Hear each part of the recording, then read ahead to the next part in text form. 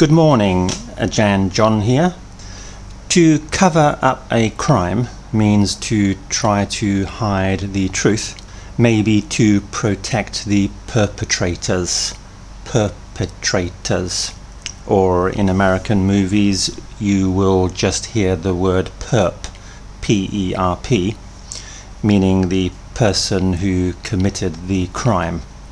For example, the police detective might say, "We have arrested the perp."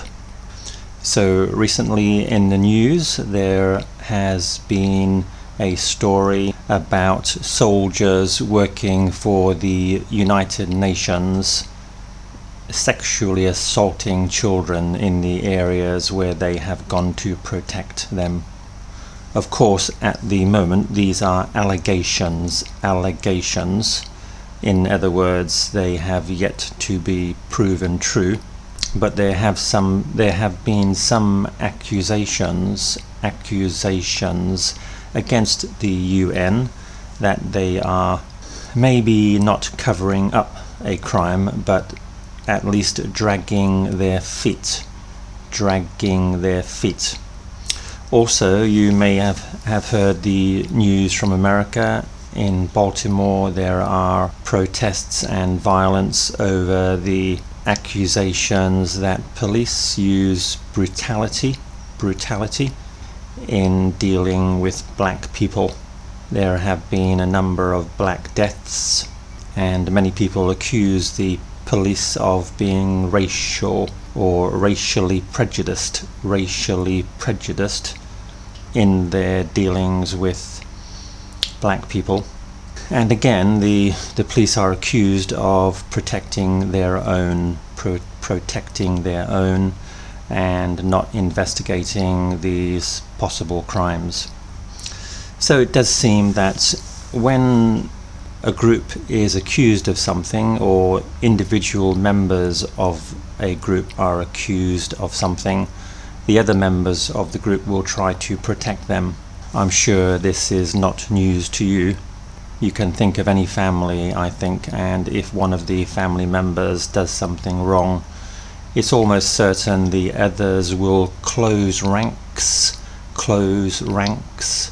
R-A-N-K-S, and try to protect their kin, K-I-N, protect their kin. So I am going to answer the essay question.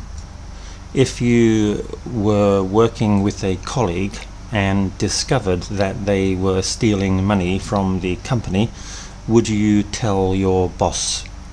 I think in real life we would decide based upon the severity of the crime.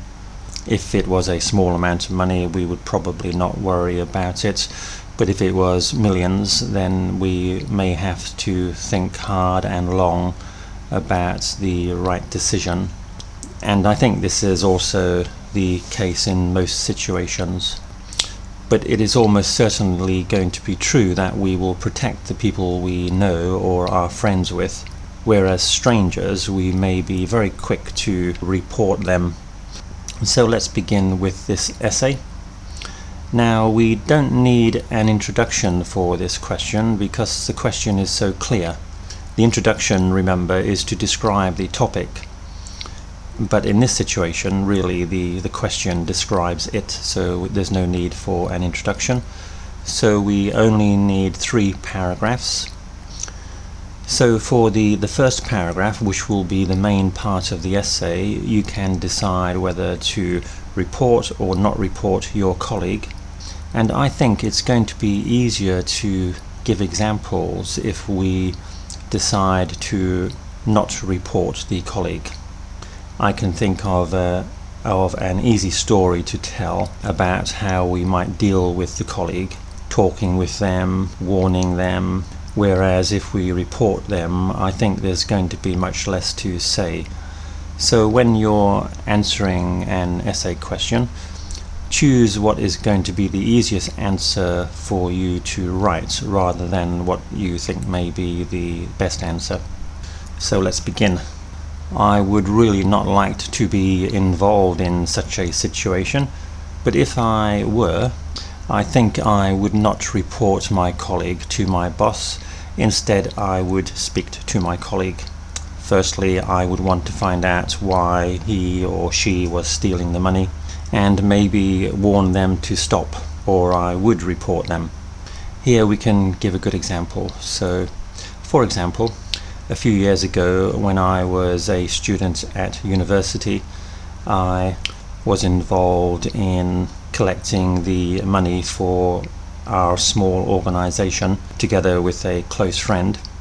We had been collecting membership fees for all of our members when one day I discovered that some money was missing. Notice I have just introduced the past perfect tense when describing the story. I double-checked the accounts and was shocked to see that around 2,000 baht was missing. I immediately spoke to my partner in the project, and his first reaction was to blush, B-L-U-S-H, and look extremely guilty. I knew immediately that he had been taking the money. At first I was very embarrassed and didn't know what to say, but then he began to stutter that he hadn't had enough money to pay his monthly rent and had decided to borrow 2,000 baht, which he assured me he was going to return the following week. Notice here I'm using the past perfect tense quite a lot, which will certainly get you very high marks in an essay. After he made this explanation to me, I felt quite sorry for him and offered to lend him the 2,000 baht and told him that if he had any problems like this in the future, please come to me. Don't take the money from our club. I think his action was of course wrong. There is no excuse for stealing.